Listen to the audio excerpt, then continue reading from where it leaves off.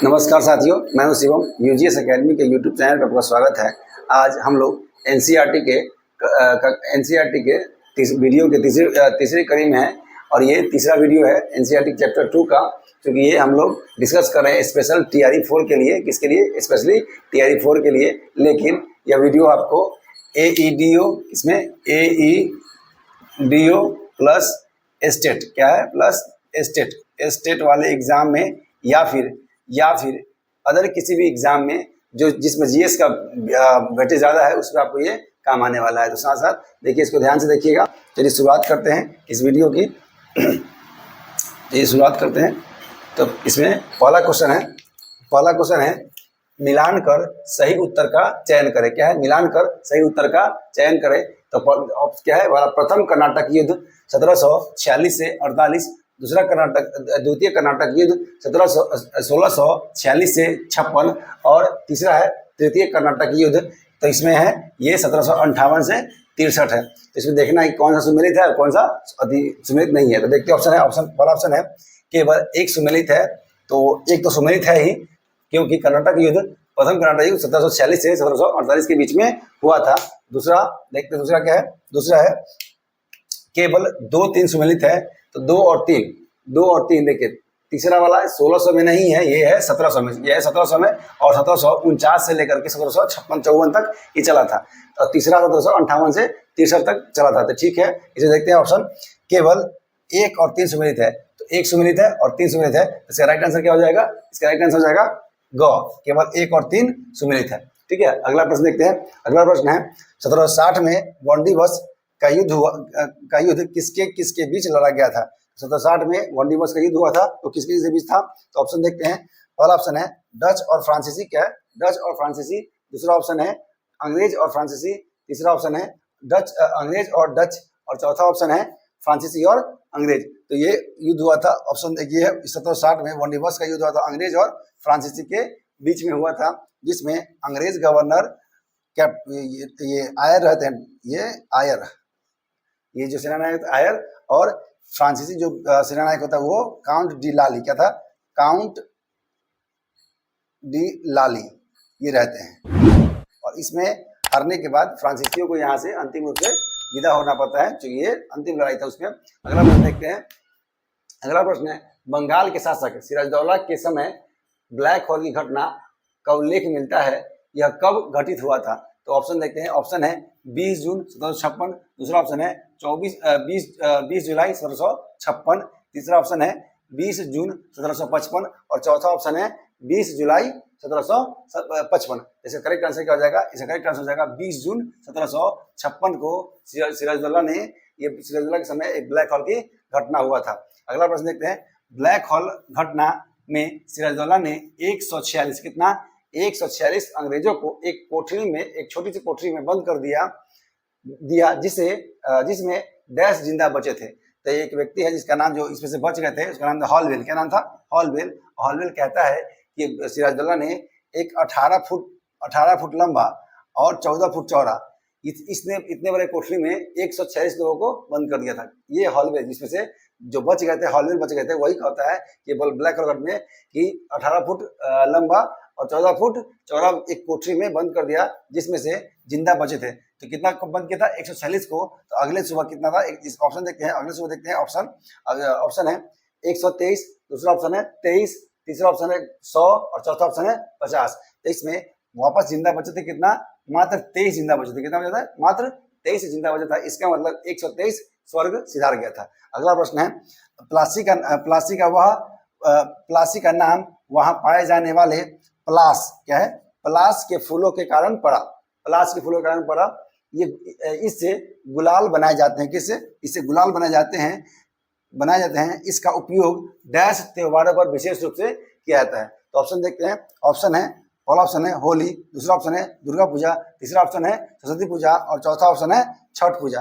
तो विशेष रूप से छठ पूजा में तो नहीं गुलाल देखा जाता है, लेकिन ये दुर्गा पूजा में, सरस्वती पूजा में आजकल गुलाल का प्रचलन ज्यादा है। लेकिन विशेषकर इस गुलाल का प्रयोग किस में होता है? होली के अवसरों पर किया जाता है। अगला प्रश्न है ब्लैक होल घटना का उल्लेख डैश ने प्रस्तुत किया था। तो ऑप्शन देखते हैं। ऑप्शन है रॉबर्ट क्लाइव। दूसरा ऑप्शन है डलहौजी। तीसरा ऑप्शन है हॉलवेल और चौथा ऑप्शन है हेस्टिंग्स। क्या है? हेस्टिंग्स है। तो देखिए इसमें इसका राइट आंसर क्या हो जाएगा? हॉलवेल होगा। क्या इसका आंसर क्या होगा? राइट हॉलवेल होगा, क्योंकि ये हॉलवेल उस घटना में शामिल था, क्योंकि ये भी 23 जिंदा में से यही एक बचा, ये भी बचा था 23 में से, ये भी शामिल था हॉलवेल, इसलिए। अगला प्रश्न देखते हैं। अगला प्रश्न है प्लासी के जंग में सिराजदौला मारा गया तो बंगाल का अगला नवाब कौन बना? तो ऑप्शन देखते हैं। ऑप्शन है मीर जाफर, मीर कासिम, क्लाइव और माकन चंद। इसका राइट आंसर क्या हो जाएगा? इसका राइट आंसर हो जाएगा मीर कासिम, मतलब सॉरी सिराजदौला के बाद कौन था? मीर जाफर। कौन था? मीर जाफर इसका अगला नवाब बना था। अगला प्रश्न देखते हैं।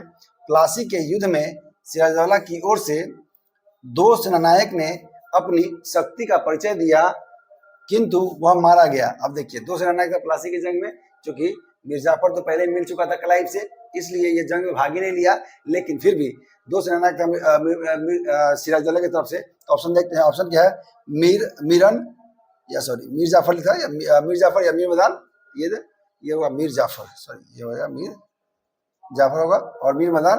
दूसरा ऑप्शन है मोहनलाल और मीर कासिम। तीसरा ऑप्शन है मोहनलाल और मीर मदान, और चौथा ऑप्शन है मीर जाफर और मीर अंत। इसका राइट आंसर क्या हो जाएगा? इसका राइट आंसर हो जाएगा मोहनलाल और मीर मदान। यही दोनों सेनानायक था जो अंग्रेजों को भी थोड़ा सा एकदम परेशान कर दिया था बीच में, ठीक है, लेकिन अंत में ये मारा जाता है। अगला प्रश्न है बंगाल की कठपुतली नवाब मीर जाफर ने कंपनी का विरोध किया था तो कंपनी ने उसको हटाकर अगला नवाब डैश को बना दिया। तो कौन बनाया था? ऑप्शन देखते हैं। ऑप्शन है मीर कासिम, दूसरा ऑप्शन है मीरन, तीसरा ऑप्शन है नजमुद्दौला और चौथा ऑप्शन है जगत सेठ। तो कंपनी का जो विरोध किया, चूंकि आंसर क्या है? इसका आंसर होगा मीर कासिम, क्योंकि मीर कासिम एक स्वतंत्र नवाब बनना चाहता था और यह महत्वाकांक्षी नवाब था। इसी कारण से मीर कासिम क्या करता है?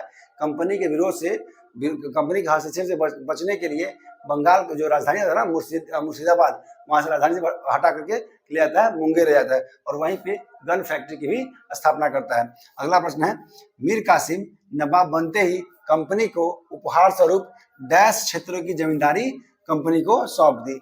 तो मीर कासिम को मिला था, मीर कासिम क्या दिया? कंपनी को जमींदारी दे दिया 3 क्षेत्र का। तो ऑप्शन देखते हैं। ऑप्शन है वर्धमान, हुगली, प्लासी। दूसरा ऑप्शन है वर्धमान, चटगांव, मिदनापुर, और तीसरा ऑप्शन है कासिम बाजार, चंद्रनगर, हुगली, और चौथा ऑप्शन है हुगली, चटगांव, चंद्रनगर। इसका राइट आंसर क्या हो जाएगा? राइट आंसर हो जाएगा वर्धमान, चटगांव और मिदनापुर। ये 3 क्षेत्र की जमींदारी किसको दे दिया? ब्रिटिश सरकार को सौंप दिया था। कौन? तो मीर कासिम ने। अगला प्रश्न है ब्रिटिश कंपनी के हस्तक्षेप से बचने के लिए मीर कासिम ने अपनी राजधानी मुर्शिदाबाद से डैश ले गया। तो कहाँ ले गया? तो ऑप्शन देखते हैं। ऑप्शन है मुंगेर, चटगांव, चंद्रनगर और बंगाल के पूर्वी भाग में। इसका करेक्ट आंसर क्या हो जाएगा? इसका करेक्ट आंसर हो जाएगा मुंगेर में ये वापस लेके राजधानी लेके चला गया था। अगला प्रश्न है जब रॉबर्ट क्लाइव भारत से वापस लौटा तो उसके पास कुल कितने पाउंड की संपत्ति थी? तो देखते हैं, ऑप्शन देखते हैं। ऑप्शन है 3,11,102 पाउंड की, और दूसरा ऑप्शन है 4,11,102 पाउंड की, तीसरा ऑप्शन है 5 लाख पाउंड की, और चौथा ऑप्शन है 6 लाख पाउंड की। इसका करेक्ट आंसर क्या हो जाएगा? 4,11,102 पाउंड की कुल संपत्ति थी। इस कारण से इस पे एक महाभियोग भी लगाया जाता। क्या? उस महाभियोग में लगाया था क्लाइव पे, लेकिन उस महाभियोग से ब्रिटिश संसद में बरी हो जाता है, किंतु क्लाइव अगले 2-3 साल बाद क्या होता है? वो अपना आत्महत्या कर लेता है। अगला प्रश्न देखते हैं। रॉबर्ट क्लाइव ने अपनी आत्महत्या कब कर ली? तो क्या इसका ऑप्शन है? ऑप्शन देखते हैं। पहला ऑप्शन है 1772, दूसरा ऑप्शन है 1773, और तीसरा ऑप्शन है 1774, और चौथा ऑप्शन है 1775। तो इसका करेक्ट आंसर क्या होगा? इसका करेक्ट आंसर हो जाएगा 1774। इसका करेक्ट आंसर हो जाएगा। चलिए अगला प्रश्न देखते हैं। अगला प्रश्न है अलीनगर की संधि किन 2 शक्तियों के बीच में हुआ था? तो अलीनगर की संधि था, ये तो ऑप्शन है अंग्रेज और डच, दूसरा ऑप्शन है डच और फ्रांसीसी, तीसरा ऑप्शन है अंग्रेज और फ्रांसीसी, और चौथा ऑप्शन है क्लाइव और सिराजुद्दौला। तो क्लाइव कौन था? इसका करेक्ट आंसर क्या हो जाएगा? क्लाइव और सिराजुद्दौला। क्लाइव कौन था? तो क्लाइव ब्रिटिश कंपनी का एक गवर्नर था, और सिराजुद्दौला कौन था? सिराजुद्दौला बंगाल का नवाब था। इस दोनों के बीच में अलीनगर की संधि हुई थी। अगला प्रश्न है कर्नल क्लाइव का गधा या गिद्धड़ किसके बारे में कहा जाता है? तो ऑप्शन देखते हैं। ऑप्शन है, पहला ऑप्शन है मीर जाफर, दूसरा ऑप्शन है मीर कासिम, तीसरा ऑप्शन है मीरन और चौथा ऑप्शन है सिराजदौला। जैसे करेक्ट आंसर क्या हो जाएगा, इसका करेक्ट आंसर हो जाएगा मीर जाफर। यानी कि मीर जाफर को क्लाइव का गिदर भी या फिर क्लाइव का गधा भी कहा जाता है, या फिर इसको एक और उपाधि दिया जाता है कठपुतली। क्या होता है, कठपुतली नवाब इसको बोला जाता था। चलिए अगला प्रश्न है, बंगाल के शासकों का सही क्रम पहचान कीजिए। अब बंगाल में जो शासक बना है उसका सही क्रम पहचान करना है, तो ऑप्शन देखते हैं। पहला है सिराजदौला, मीरन, मीर कासिम और मीर जाफर। तो ये नहीं होगा। अगला प्रश्न अगला है मीर जाफर, मीरन, सिराजदौला और मीर कासिम। तो ये भी नहीं होगा। अगला है सिराजदौला, मीर जाफर, मीर कासिम और नजमुद्दौला। देखिए सिराजदौला के बाद, सिराजदौला के मरने के बाद मीर जाफर को नवाब बनाया गया था बंगाल ब्रिटिश कंपनी के द्वारा। उसी टाइप से मीर जाफर के बाद मीर कासिम बना था और मीर कासिम के बाद नजमुद्दौला बना था। चलिए तो इसमें और चौथा ऑप्शन है इनमें से कोई नहीं। तो करेक्ट आंसर क्या होगा, इसका करेक्ट आंसर हो जाएगा तीसरा नंबर सिराजदौला, मीर जाफर, मीर कासिम और नजमुद्दौला। अगला प्रश्न क्या है, बक्सर का युद्ध कब लड़ा गया था? तो बक्सर का युद्ध कब लड़ा गया था? तो ऑप्शन है 22 सितंबर 1764, दूसरा ऑप्शन है 22 अक्टूबर 1764, तीसरा ऑप्शन है 22 जुलाई 1764 और चौथा ऑप्शन है 22 जनवरी 1764। इसका करेक्ट आंसर क्या हो जाएगा, इसका करेक्ट आंसर होगा 22 अक्टूबर 1764 को बक्सर का युद्ध होगा। बक्सर के युद्ध में बंगाल का नवाब जैसे मीर कासिम, उसके बाद अवध का नवाब शुजाउद्दौला और मुगल बादशाह शाह आलम के तीनों शामिल होगा और उसमें ब्रिटिश को सेना तीनों को पराजित करता है। तो ये क्या है, कब हुआ, 1764 में होता है। अगला प्रश्न क्या है, बक्सर के युद्ध में भारतीय नवाबों में शामिल थे, तो अभी बताएं क्या क्या कौन में शामिल थे? तो कौन था, मीर कासिम। पहला का ऑप्शन देखते हैं, मीर जाफर, मीर कासिम, मीरन तो ये नहीं होगा, मीर कासिम, नजमुद्दौला ये नहीं था, और मीर कासिम, शुजाउद्दौला और शाह आलम द्वितीय। जब मीर कासिम बंगाल में स्वतंत्र रूप से शासन करने लगा तब अंग्रेजों को इससे खतरा लगा, तो अंग्रेजों ने क्या किया, मीर कासिम ने विरुद्ध कर दिया, युद्ध की घोषणा कर दी। जैसे युद्ध की घोषणा कर दी वैसे ही मीर कासिम भागा और भाग क्या चला गया, अवध चला गया। और अवध में शुजाउद्दौला था और उस अवध में शुजाउद्दौला के साथ पहले से शाह आलम द्वितीय जो मुगल बादशाह थे पहले से संरक्षण में थे, तो ये तीनों मिल गया। और जाके क्या होता है, तीनों मिलाते, मीर कासिम क्या करता है, तीनों सेना मिलाता है और मिलाने के बाद अंग्रेजों से युद्ध करता है, जिसको बोलते हैं हम लोग बक्सर का युद्ध। और उस बक्सर के युद्ध में तीनों सेनाओं को, तीनों शक्तियों की सेनाओं को एक ही साथ में क्या करता है, अंग्रेज सेनानायक उस समय हेक्टर मुनरो रहता है और तीनों को पराजित कर देता है बक्सर के युद्ध में। इसके बाद क्या होता है, इसके बाद इलाहाबाद की संधि होती है। अगला प्रश्न देखते हैं। अगला प्रश्न क्या है, बक्सर के युद्ध में अंग्रेजी सेना का नेतृत्व किसने किया था? तो कौन सा किया था? तो ऑप्शन देखते हैं, रॉबर्ट क्लाइव, हेक्टर मुनरो, बेंसी टार और डलहौजी। तो क्या बोले, इसका आंसर क्या जाएगा, हेक्टर मुनरो ने इसका नेतृत्व किया था। अगला प्रश्न है, बक्सर के युद्ध के बाद ब्रिटिश कंपनी ने बंगाल का नवाब किसे नियुक्त किया था? तो बक्सर के युद्ध के बाद ब्रिटिश कंपनी ने बंगाल का अगला नवाब जिसको बोलते हैं कठपुतली नवाब किसको नियुक्त किया? तो ऑप्शन है मीर जाफर, मीरन, नजमुद्दौला और मीर कासिम। जैसे करेक्ट आंसर जाएगा नजमुद्दौला। नजमुद्दौला को ये नियुक्त करेगा और ये इससे क्या करेगा, शाही संधि कर लेता है। देखिए बक्सर उस समय बंगाल में जो बंगाल का शासक था, शासक में देखिए पहले सबसे पहला तो सिराजदौला की बात करें तो सिराजदौला, उसके बाद मीर जाफर के बाद मीर कासिम, फिर से जब मीर कासिम भागता है तो उस समय फिर से इसको सिराजदौला को मीर जाफर को लेके आता है, तो फिर से क्या होता है, मीर जाफर और मीर जाफर के बाद आ जाता है नजमुद्दौला। ठीक है।